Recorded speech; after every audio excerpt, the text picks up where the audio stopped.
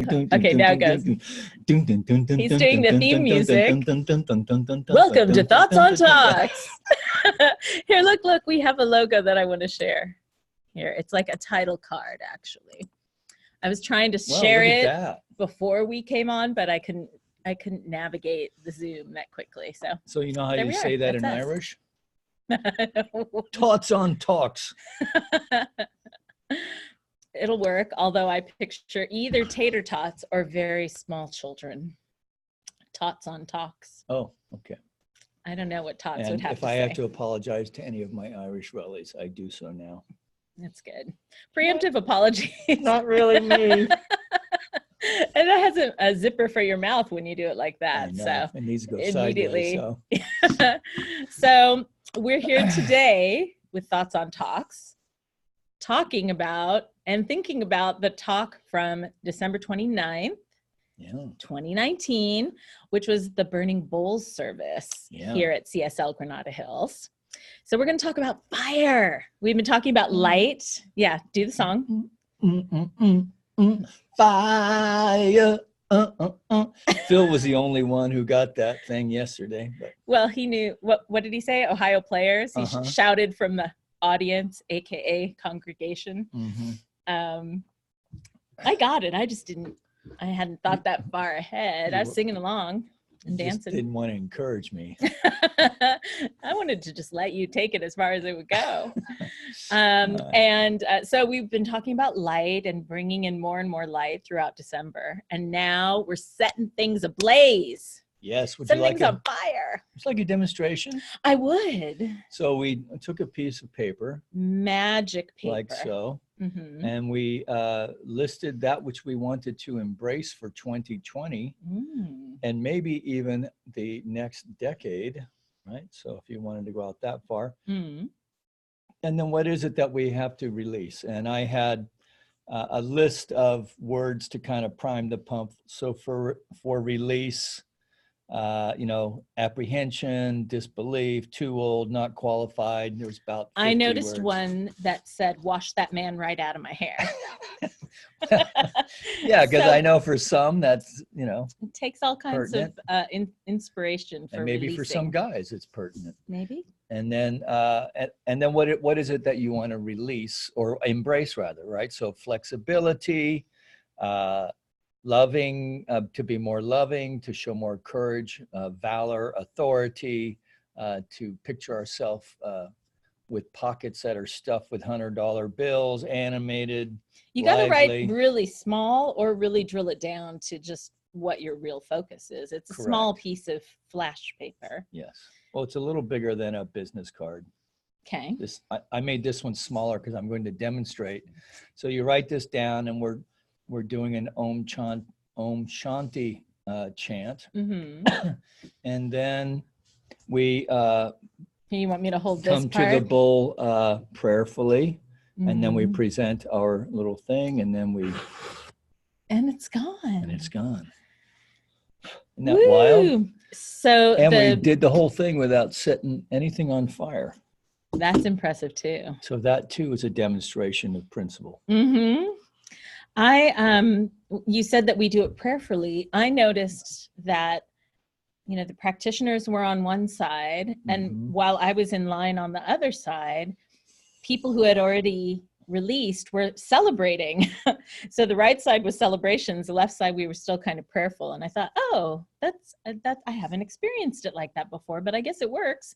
It's Well, that's because the practitioners insisted on moving up the aisle instead of hanging out in the back. Because the first service people didn't come back to see them. I don't know. Well, it's just when you're in the middle of the service and that is not the time to have a conversation about it. Right. But my thing was more just the logistics of getting people, circulating. Yeah. Because they also need to be able to return to their chairs. And I think maybe that's what the practitioners were concerned about. Okay. That they were not returning back. So I've always experienced it in unity centers as a very prayerful, meditative quiet thing. So I was surprised to hear, I think part of it too was that there were practitioners there who hadn't been here for a while, who maybe moved out of the state or something. Right. And so people were excited to see them.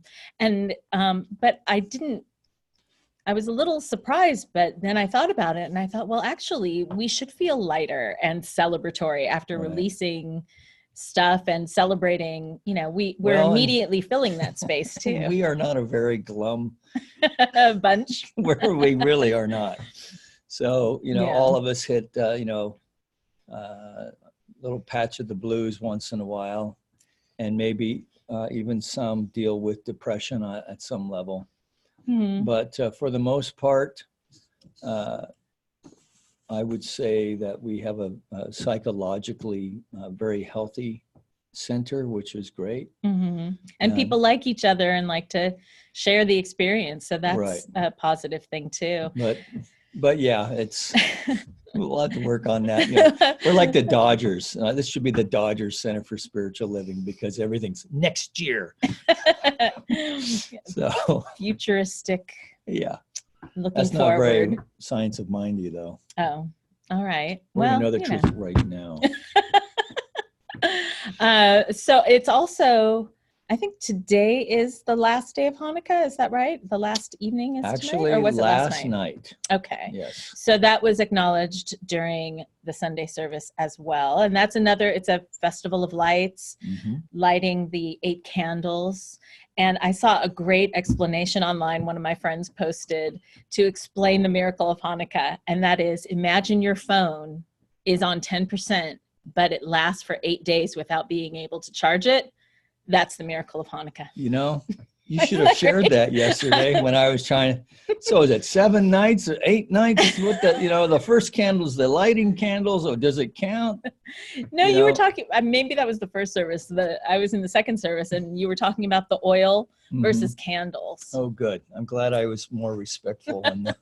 Well, I mean, it's hard to put yourself in the place of where the people were in that historical context. And I know it's that the oil lasted for 8 nights, but to hear it broken down into there has to be oil for each can, I hadn't, or each. Well, I'd like to at least give Hanukkah and some of these other traditions and at least an honorable mention, because I always picture, maybe not so much now because Hanukkah is such a big deal, and I grew up on an Air Force base where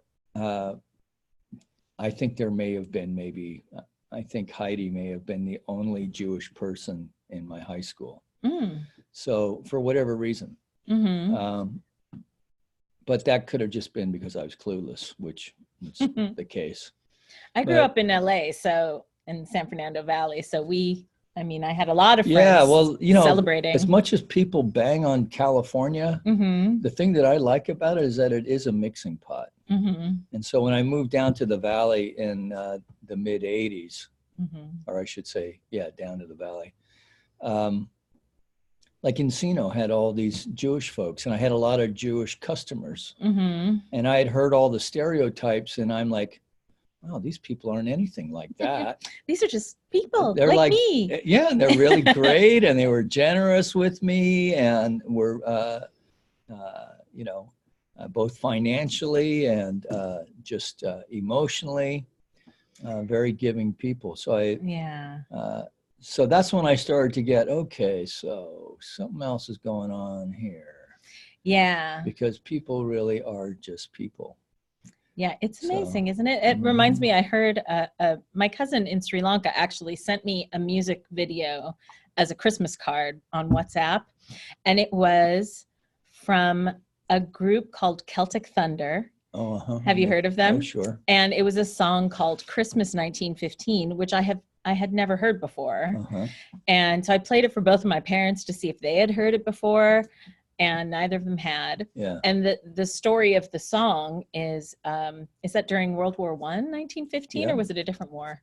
Well, it could have been, let's see, when was he? Yeah, anyway, so it was, whatever the war. First World War, and then the Irish took on the Brits around that same time as well. So the story is that these men, who I'm going to assume were Irish, were facing Germans on the front line, and then it was Christmas night and a spontaneous truce. And I actually looked this up because I wanted to find out what the intent of the songwriter was. Right. And he said he saw a documentary about it and was so inspired that he wrote this song, and it's become very popular in Ireland, at least. Yes. And the song was, there was a spontaneous truce on Christmas night where both sides came together and they sang together, and they were brothers hand in hand singing about peace because they had the same religion, essentially. Yeah, I don't know if they were hand in hand. The song says they were. Really? Maybe it was like metaphorically hand in hand. Yeah, I think it was trench and trench. Okay.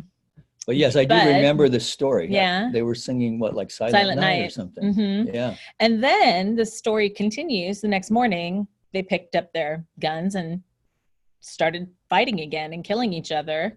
But said sorry. Well, oops.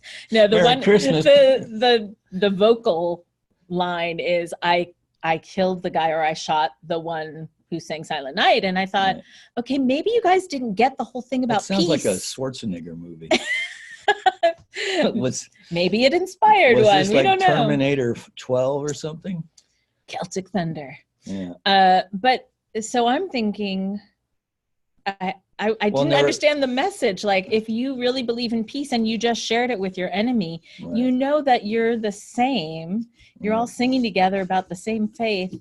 Why didn't you just pack up your stuff that night and skedaddle? And so you might still be in a war and you don't have the power to stop it, but you don't have to shoot each other. You just met each other. So. Well, that's why I'm a little skeptical about the hand in hand. I think that was more metaphor. Okay. But, you know, for the Irish, that would be a very poignant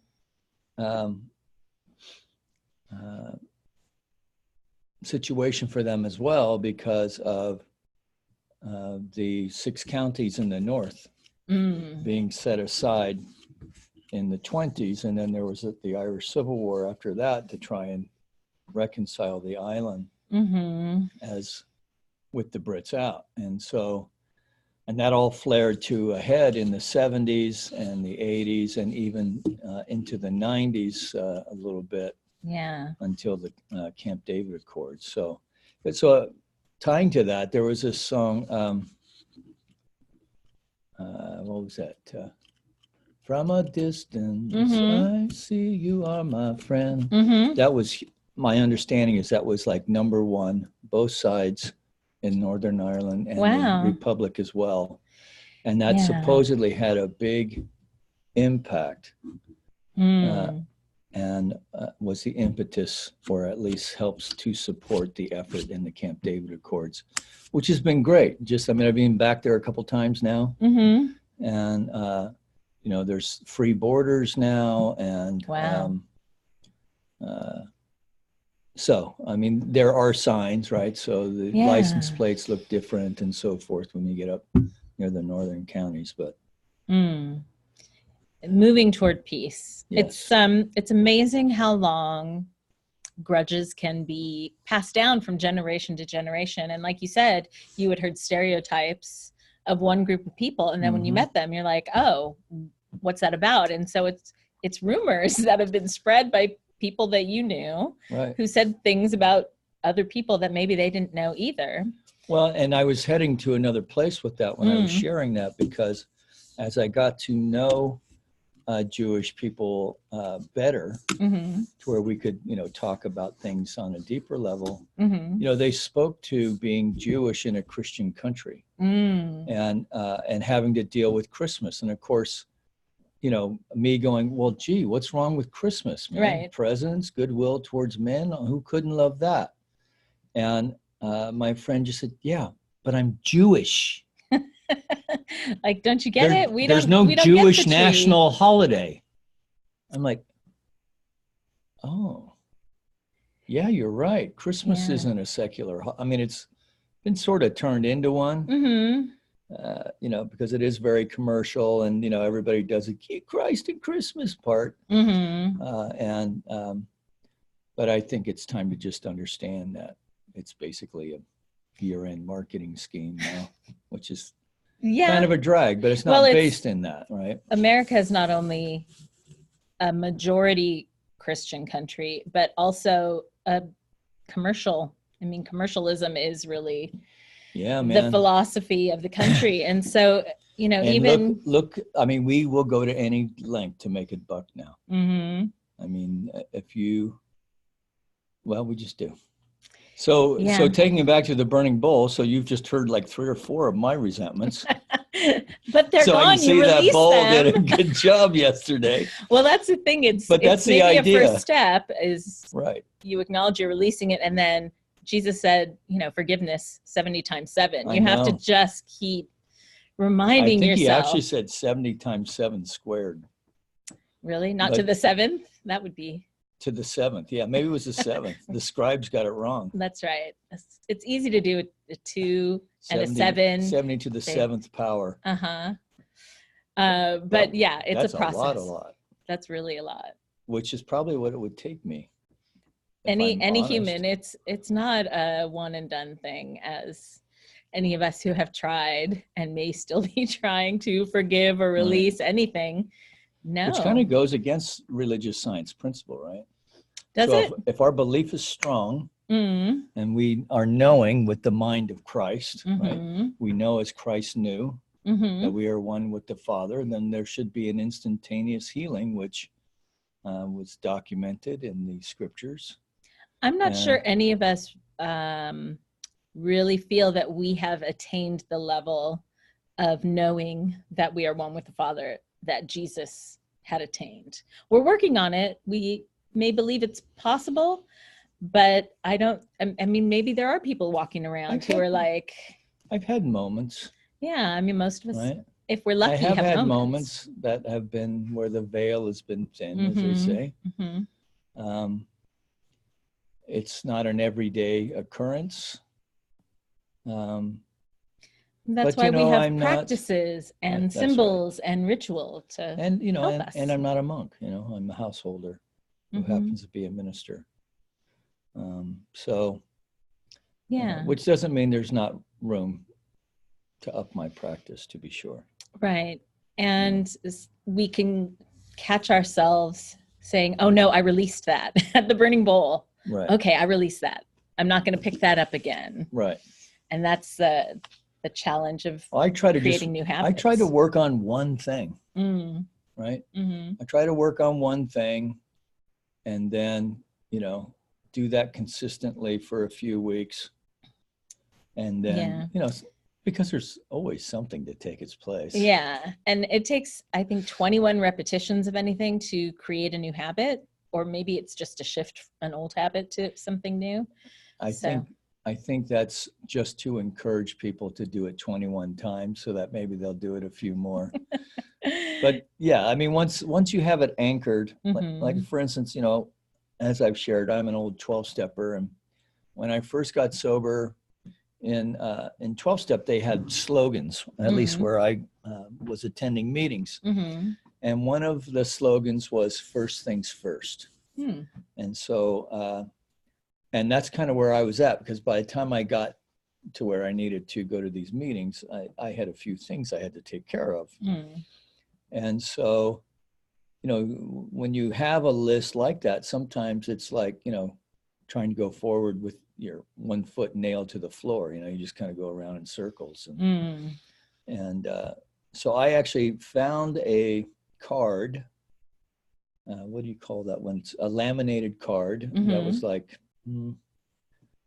bigger than a business card. Like an index card? An index card. And I took some electrical tape and I actually taped it on the dash of my work truck. And that was my mantra. First things first? First things first for, I don't know, I think I finally, I may have sold the truck with that on it. That's a nice way to pass it along. Yeah.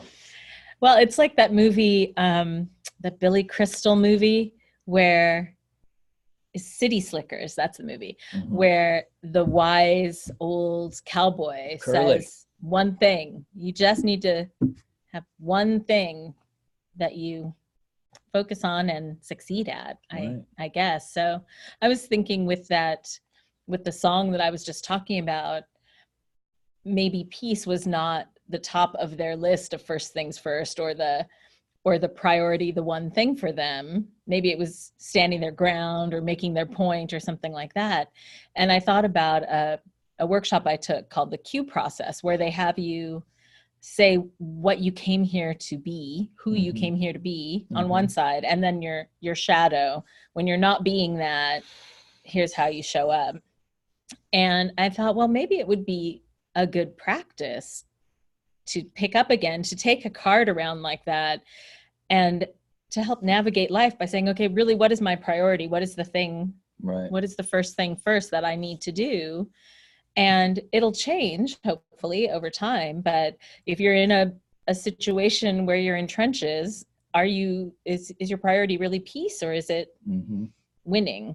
And if you're having an argument with somebody, is your priority peace, or is it winning, or is it making your point? Right. I saw a lot of movies over the holidays, and the message I got from so many of them was, if you relax your stance on something, if I relax my stance on something, I can make an enemy an ally. And I saw that over and over again. Yeah, well, there's another guy who said that a couple thousand years ago. Really? Who's that? Another guy about 500 years before him. Yeah, lots of wise people say it, and then people tell stories about it, and that's how I learn. I learn from the movies and the TV shows, and that's how I learn history and all kinds of stuff. Well, you know, that one thing, there was a fella who started Keller Williams. I have no idea what his name was. He wrote a book, The One Thing. Right, so what's the one thing? To do the one thing such that everything else becomes unneeded or unnecessary. Something like that. And that you focus on that every day, that one thing, whatever it is for that day. But you don't take email, phone calls, your door is closed to your office, and you just focus on all day? Well, let's say for an hour. Okay. Yeah. Interesting. So that's kind of like meditating before you start the day. Kyle Cease, the comedian turned transformational speaker, said RPM was his reminder. Rise, P, meditate. And sometimes it's easy, once I leave the quiet of my bedroom, to be distracted by whatever else is happening in the house. And sometimes I don't make it back to the room. Dog just messed in the living room. Yeah. So the meditation gets postponed or forgotten. I often have a priority list of, okay, today I'm definitely going to do this thing. And often it gets pushed to the next day and the next day and the next day. So well, that's what I had planned today too at 2:00. What was that? Oh, I was going to meet with you. Oh, yeah. Well, here we are. So that worked out eventually, kind of. Eventually. Yeah. Because you're kind. Aw. And, I didn't have anything else planned for today. Well, that worked out. As it is the day before Christmas Eve. So we haven't talked. Whoops, just kicked the table. Sorry about that. It's not an earthquake. So you got anything exciting? The day before New Year's Eve? You said Christmas Eve, and I was like, oh. No, tomorrow night, New Year's Eve. What are you doing? New Year's Eve. So for many years, my idea that I wanted to attain for New Year's Eve was the When Harry Met Sally New Year's Eve party, because they do a few in that movie and they're all pretty fabulous. Right. And so finally, one year when I was in my 20s, I had one of those nights where different groups of friends got together and we all went to the Queen Mary in Long Beach, and they have different music in different ballrooms throughout the ship. And so we just circulated and got to have that experience. And ever since then, I'm just really lazy on now that I attained that goal. Yeah. I'm like, I think it's pajama holiday time. Right. Well, that's kind of where I'm at now. But I did have, when I was in college, I did have one of those moments where I had you know, it's New Year's. And of course, you know, when you're in your 20s, everybody's kissing on each other. And this friend of mine laid this big old lip locker on me. And I'm like, at midnight, like at the yeah, stroke yeah, of midnight? exactly. Okay. And I'm like, wow, what was that about? Well, I've been wanting to do that for a long time. Oh. Really? Well, me too. What happened? So it's kind of one of those. Yeah. Magic. Yeah. Yeah, no, I think my now New I like Year's. being in bed by 9. Yeah. With my sweet little Stephanie. Oh, that's nice. Yeah. I'm sure you can get a kiss at midnight if you wake up in Hey, honey. No, actually the New Year's Eve that I was just talking about, I think I had broken up with a boyfriend. So it was more of a celebration of like, hey, freedom. I don't need that guy. I have all these friends. And so, for me growing up in LA, I usually have friends that are from different areas of my life that they don't necessarily know each other. Mm-hmm. And so it was one of those times when my friends and their friends and some of their friends, and there was a big group of us, which has not happened since. Yeah, those group things can be fun. Yeah. Yeah. So yeah, I'm probably, I'm planning on doing the 4 a.m. meditation here at the center tomorrow morning. So that's a 31st morning, early morning. Yeah. And I used to do that. I started telling you earlier, when I was in Youth of Unity, we would do a whole event where we would come together in a church the night before and we'd just stay up all night. And we'd have sleeping bags and we'd have, you know, cocoa and popcorn and snacks and we'd make a thing of it and just stay awake or just take naps, you know, but be in the church already. So at 4 a.m., because we were underage and shouldn't be like, you know, driving around at night by ourselves. No, I love it. It was really cool. If we had youth, I'd be up for that. You know, and you said this center's been doing it for like 30 something years? Yeah, 30 something. So is that? I want to say 38, but okay. I think yesterday I just put that out there because I had to put something out there. Is that when those World 30 Peace and it's not 40. Meditation started? Yes. Uh-huh. And is there an organization? It started with Dr. Kathleen, I believe. Nancy Woods would know this. Okay. But Dr. Kathleen McLaughlin, who was the minister here for 24 years. Oh, okay. Then there were a couple of short timers, Howard Hamilton and a fellow named Jason. I don't know his name. And then Maureen. Dr. Maureen was here for 14 years, and now it's been 10. So just with Maureen and myself, there's 24. Wow. So what year was it? 38 years ago? Do we need to do math on the calculator? It wasn't 40, and we're going into 2020. Sure I don't know. Well, I'm thinking it sounds like about the same time. I would have been a teenager. Would it be 1980? Yeah, 1990? Would have started somewhere in between 80 and 90. Could it be 90? And so maybe I was in on the ground floor of these world peace meditations. That'd be cool. I'll pretend that's the case. You don't need to come up with facts to refute me on that. Should I bring out the calculator and do the math? I mean, it seems... No, I can't think that hard today. But at any rate, it was a while back. And we've been doing them, and I love the idea. And like I said, when I was a lay person, you know, Maureen would encourage me to get up and come over, and but I often would just set the alarm and wake up and go, peace, and go back to sleep. Snore, snore, snore. Yeah, it's just, you know. But since I've become the minister, of course, I've been here. You still gave everybody that out during the service, which maybe isn't the best way to encourage people to show up. If you're like, no, you can just wake up, say peace. Well, I am buying breakfast at Denny's afterwards. Oh, you're buying. I didn't know that was part of it. I didn't say that you either. You said we're going to Denny's. So now if anybody's watching this in time, they'll know. It's on him. Good deal. But, you know, it's not everyone's cup of tea, but it is, you know, there's power in group meditation. I think that's why I'm so committed to doing it on Wednesday nights. And to have people connected all over the world. Yeah, I know. It's pretty cool. Yeah. So I think this year I'll do the first 5 minutes like on Facebook Live. So my rally's over in in England and Ireland, and my brother's over in Germany now. So it's a much more reasonable time of day for them. For them. Yeah. It's like noon and 1 in the afternoon. Yeah. Although, would I stop at noon to meditate on New Year's Eve day? Well, I probably would. Yeah. But of course, I often think about that, right? All the things that we have going on.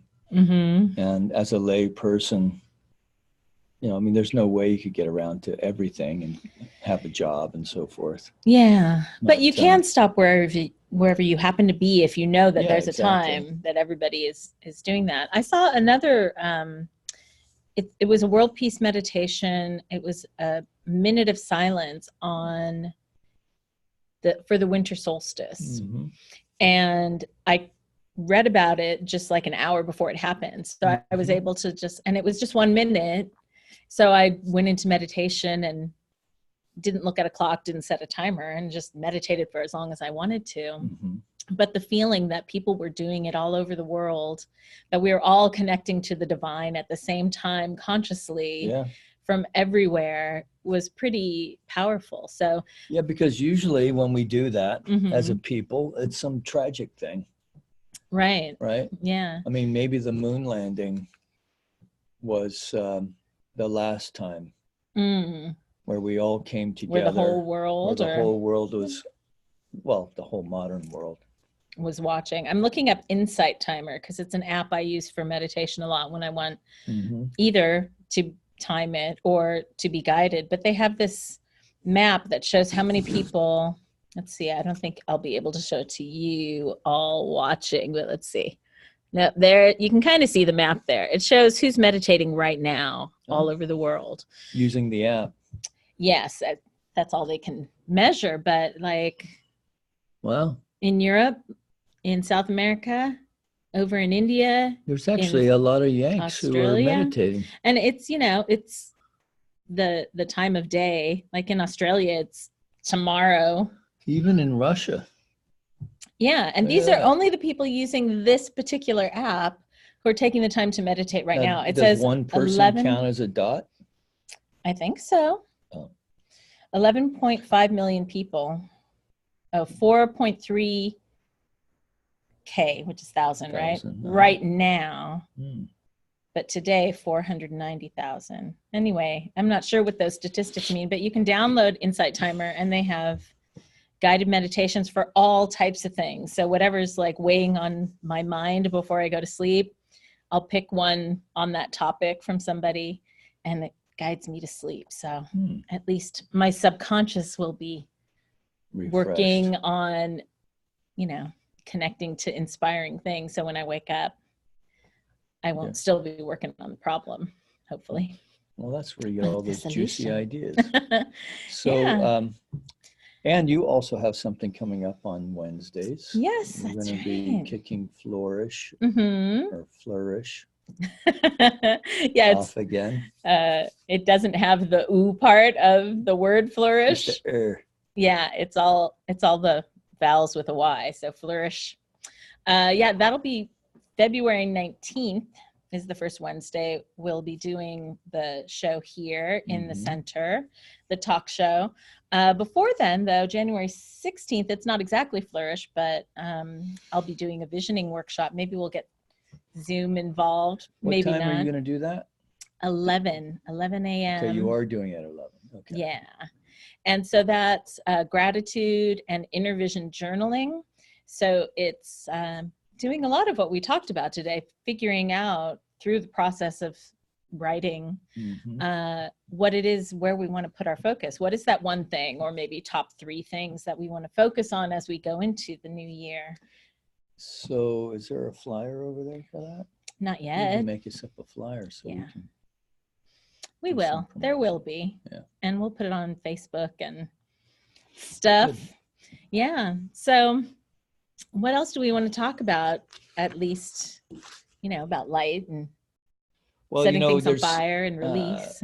You often look through the notes, but I didn't really stick to the notes much yesterday.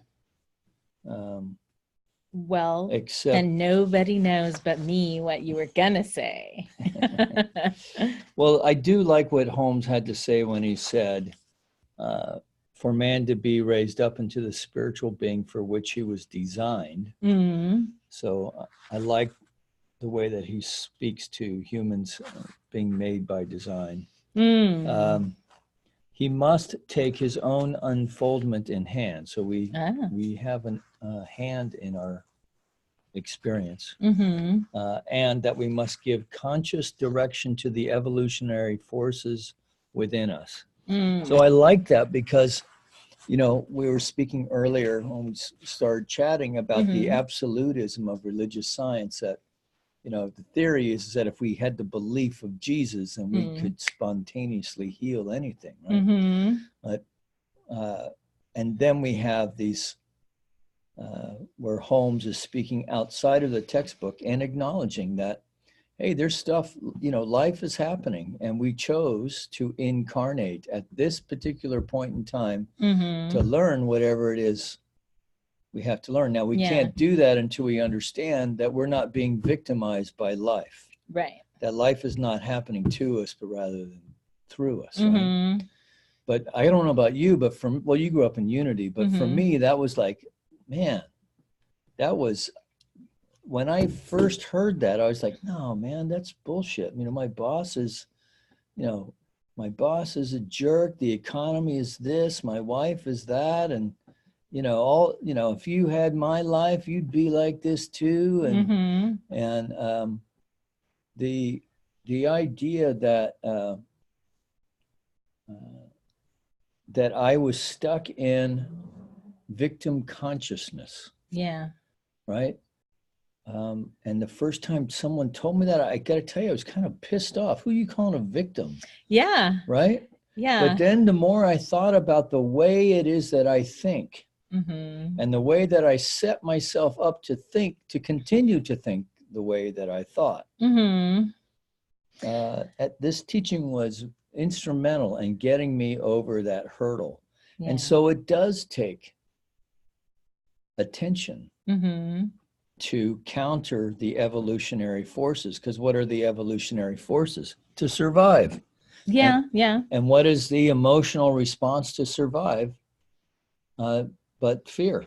Right? Yeah, there's a reason for it. And what's the most basic fear, right? That I'm threatened in some way. And in the modern world, it's like, you know, we're not afraid of the saber tooth anymore, but we're afraid of each other, of ourselves. Might lose our job. Yeah. They might not love me. Gosh. Which are very powerful, basic things. I mean, you turned me on to that TV show called Turn about the American Revolution and Washington spies, which I like binged the heck out of and that's a good finished show, the other day. It was really good. Yeah.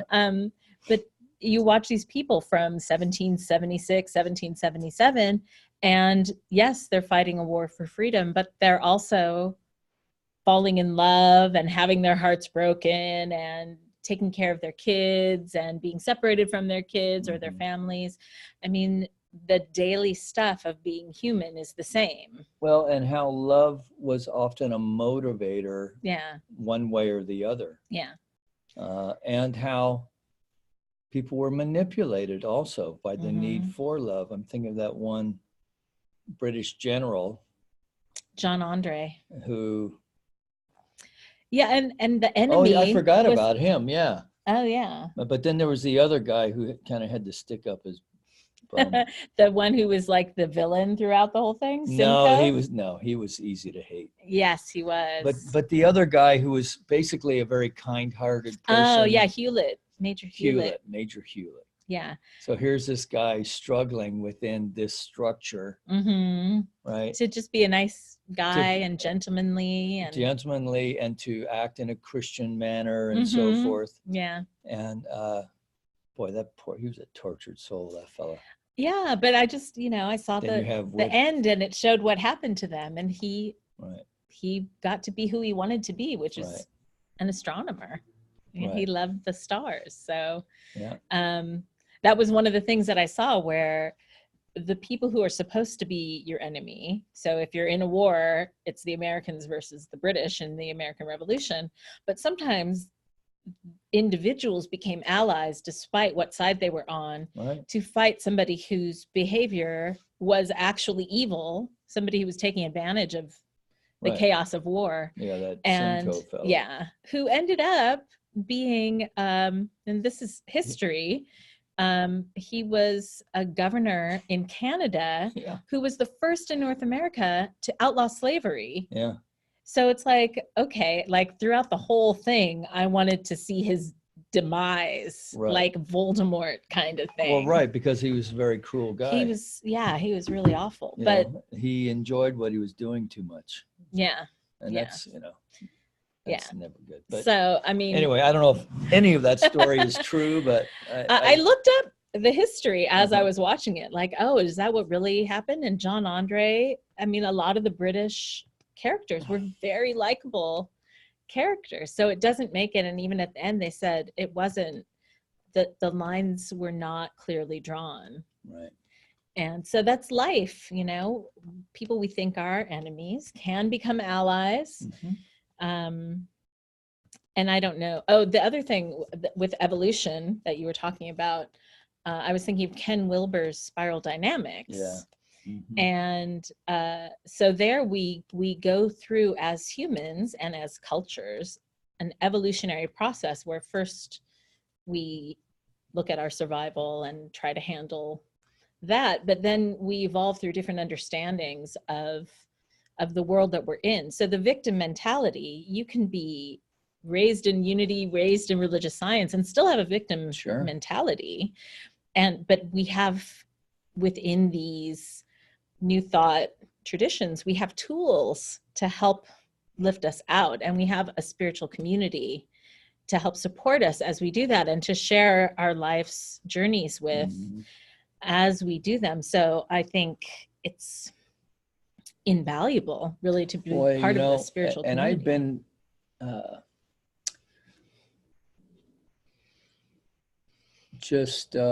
been very aware of how grateful I am for spiritual community, because I'm just been thinking, going through the holidays, of you know, the quality of life that spiritual community can add to a person's life. To be able to come together with like-minded people who are committed to being and growing, and to you know, to work on their stuff. Yeah. Right. And to come to a place like this and practice working it out here, so that we can take it out there. Yeah. And make the world a little better place. So we're going to have our work cut out for us this year, 2020. It's election year. Oh, yeah. The electorate is very divided this year. We're going to have to learn how to, because somebody's going to win. Yeah. And then we can't have another 4 years like the last 4. We're going to have to figure out how to, regardless of who wins. Yeah. How to move forward together. Yeah. Which means we're going to need to learn how to burn away that old consciousness. You mean like flash paper on the burning bowl ceremony? I was thinking too, as you were saying that, about Kwanzaa, which is still going on until January 1st. So Kwanzaa, and I have a great little graphic here that I put on my Facebook page on December 26th when it started, that it's the African American cultural celebration created in 1966 by Dr. Maulana Karenga.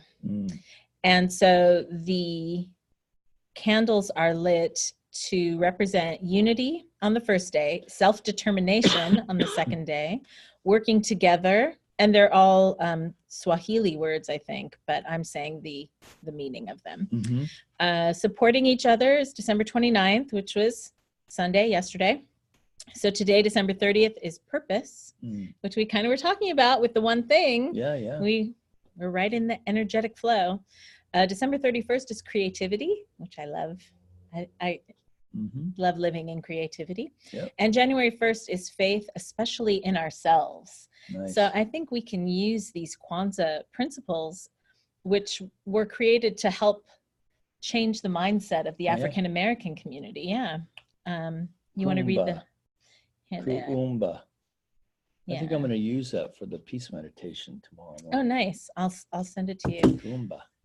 Kuumba. The last word? Oh, the creativity or the faith? Creativity, right? The 31st is tomorrow. Right.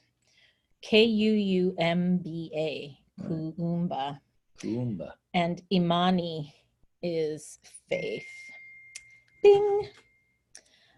So I love the idea of the principles behind the celebration of Kwanzaa. And as Andrea Recht said when she was presider a few weeks ago, the word itself means harvest. France does? She's in France now. I don't know that she's harvesting. All I heard her say was France. Over and over and over again. I'm sorry, make your point again. That the word Kwanzaa, because she mentioned it, and then she said, I believe it has to do with the harvest. And the word means harvest. Kwanzaa means harvest. Well, I thought for anyone who may be still watching this, let's see, that was December 16th, that Sunday? That she said that?